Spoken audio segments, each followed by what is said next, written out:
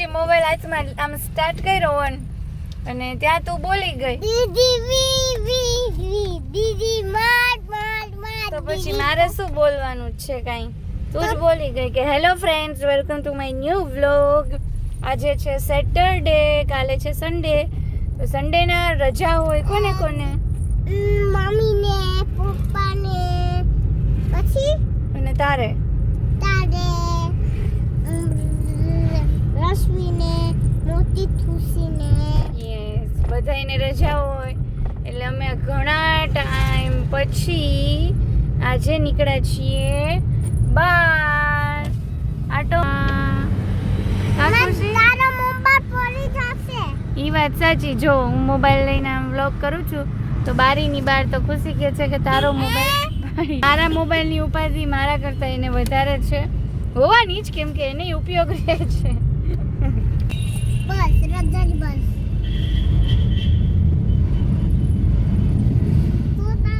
કોઈ દેખાતું નથી. આપણે એકલા જ છીએ, કોઈ દેખાતું.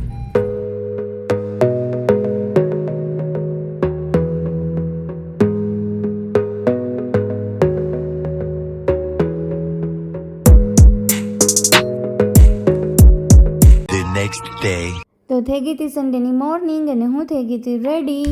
તો અમે લોકો જઈએ છીએ ઝૂ જોવા. Zoo, Sakkarbaug zoo.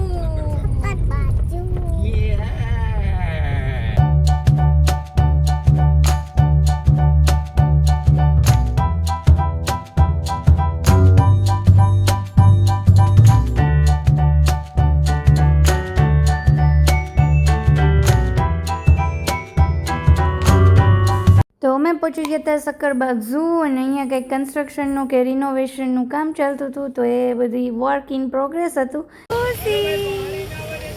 અમે લોકો પહોંચી ગયા ઝૂ સક્કરબાગ. તો જેવા એન્ટર થતા હતા ત્યાં સાઈડમાં છે એ ખુશીને રમકડાના સ્ટોલ દેખાઈ ગયા હતા. તો એને લેવાતા તો ખરી પણ અત્યારે કન્વિન્સ થઈ ગઈ હતી કે આપણે રિટર્નમાં લેશું. એટલે ફાઇનલી પછી અમે એન્ટર થઈ ગયા હતા સક્કરબાગ ઝૂમાં.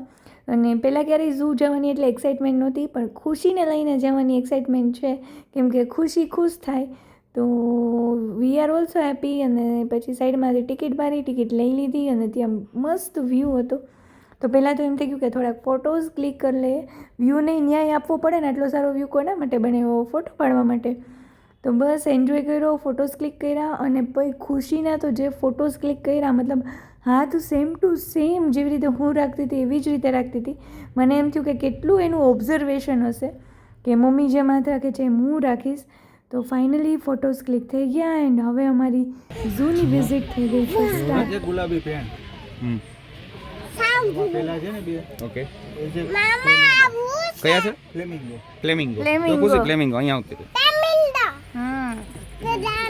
જો આ ચોંચ મારે ને, જો સફેદ મોર, જો ખુશી ખુશી સફેદ મોર વ્હાઈટ કલરના. આ બે છે ને, જો આ બે આ મોટા જમાદાર. હા ઓકે, મોટા જમાદાર અને ઓલા તો ઘરમાં વડીલ હોય. હા, એ રીતના આ બધા એ જ છે. પણ જો આ ગલઢા થઈ જાય ને એટલે પછી આપણે જે માન રાખીએ ને આખું ગ્રુપ એના કેવું જ કરે. કુંજ કરકરો કુંજ. આનું નામ છે કરકરો કુંજ. જો ઘુવડ રહ્યું, ઘુવડ રિયલ છે, ફોટો નથી. ઘુવડ રહ્યું. પૂરી વાળો શિયાળ.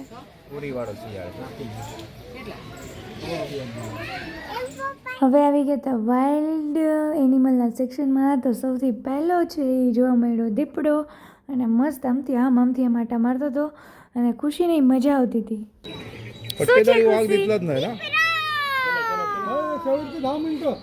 શું છે? એ પૂરી વાળો દીપડો નથી. હવે જો આટા મારે. આમ જ કરતો, રાઉન્ડ જ મારતો દર વખતે. સિંહે આટા જ મારતો. ખુશી તને મજા આવે છે? મજા આવે છે? શું જોવે છે તું? દીપડો.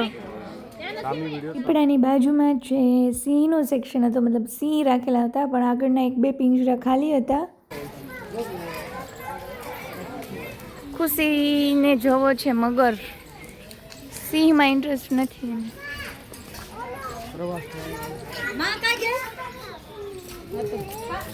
પિંજરા ખાલી બહુ છે ને. જોરિયો ખુશી, જોરિયો જોરિયો સિંહ માર્યો. દેખાડો જો જો.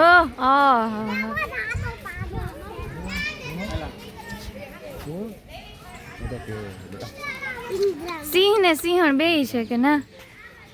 એમ આ સિંહણ છે અને માં અંદર બેઠો ઈ એમની માં જો અંદર બેઠો લાયન છે ક્યાં લો માં ઈ દેખાતો નથી હરખું.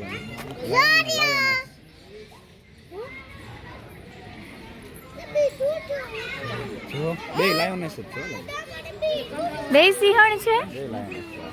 બે સિંહણ ભેગી રહી શકે? It is quite impossible.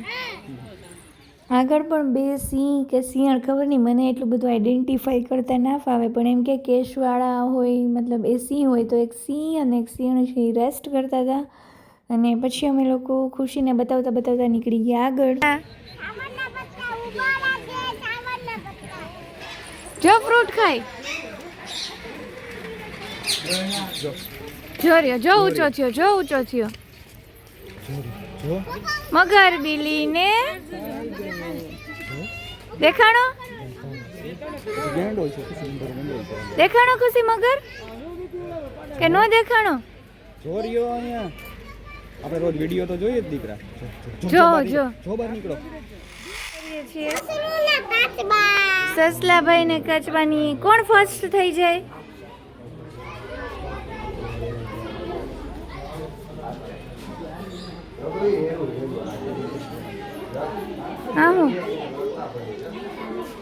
હા હું મને ચંદન જો એને સાપથી બીક લાગે છે ને ખાલી કાચબો છો. આ બાજુ આવતી ને અહીંથી દેખાશે કાચબો. કોણ ફર્સ્ટ થઈ ગયું તું બેટા? કાચબો કે સસલું? ના ના હવે કાચબો ફર્સ્ટ થયો તો. બેઠા છે આ ચાલે છે, ધીમે ધીમે ચાલતા હતા તોય ફર્સ્ટ થઈ ગયા.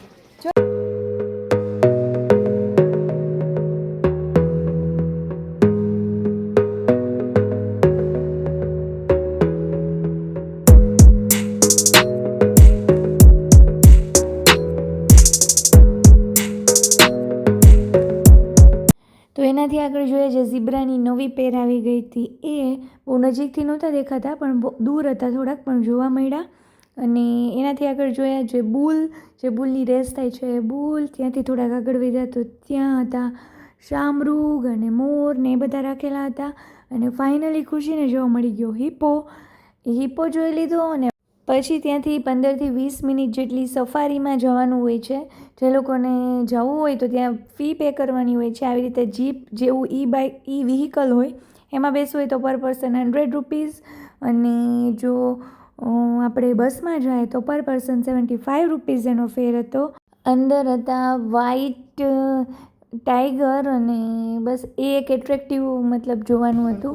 જો ફર્સ્ટ ઓફ ઓલ એ જ બતાવે ત્યાંથી એન્ટર થાય એટલે એ જોઈ લીધું. અને બીજા બધા કરતાં મને તો જે અંદરનો વ્યૂ છે એ નાઈ કરવી હોય ને એટલે અંદર એકદમ જંગલમાંથી છે એ લઈ જાય. બેઝિકલી જો સાસણ સુધી જઈ અને આપણે સફારી એન્જોય ના કરી શકતા હોય તો જૂનાગઢમાં આ સફારી એકવાર જરૂર ટ્રાય કરવી. મતલબ 20 મિનિટ જેટલો ટાઈમ હોય છે પણ અંદરનો વ્યૂ છે એ બહુ સરસ હોય તો મજા આવે. અને બસ હોય તો 75 રૂપીઝ જ ફેર છે તો એટલામાં આ વ્યૂ છે એ વર્થ ઇટ હતો. તો બસ અંદર સિંહ પણ રાખેલા છે તો એ સિંહ પણ જોયા. A few moments later. ત્યાંથી રિટર્ન આવ્યા તો ટૂર આવી હતી તો નાના નાના બાળકોની ટૂર હતી. એ જોઈને જૂના દિવસો યાદ આવી ગયા કે મસ્ત આપણે પણ, હું જ્યારે નાની હતી મતલબ ત્યારે ટૂરમાં જતી અને એ મોમેન્ટ કંઈક અલગ જ હતા. અને અવડા બાળકોને લઈને જાવું એ પણ એક બહુ મોટી રિસ્પોન્સિબિલિટીનું કામ છે. આ છે ચિલ્ડ્રન પ્લે એરિયા. અને ખુશી આ જોઈ ગઈ પછી કાંઈ એને એનિમલ જોવા નહોતા, બસ આ જ કરવું હતું. જલ્દી મને પ્લે એરિયામાં લઈ જાઓ. તો બસ લાસ્ટમાં હવે અમે એને લઈને આવી ગયા છીએ પ્લે એરિયામાં. એ મસ્ત હિંચકા ખાય છે. ઓકે પ્લે એરિયામાં નહીં ગાર્ડનમાં આવી ગયા છે. ઓકે તો બસ આ તો હવે એક્ઝિટ સેક્શન, ખુશીએ પ્લે એરિયા મતલબ ત્યાં પણ લસરપટ્ટી બધું એન્જોય કરી લીધું અને હવે આ વ્લોગ પણ હું અહીંયા કરી દઉં છું એન્ડ. જો તમને આ ઝૂ વિઝિટ મજા આવી હોય તો પ્લીઝ વિડીયોને લાઇક અને શેર જરૂર કરજો.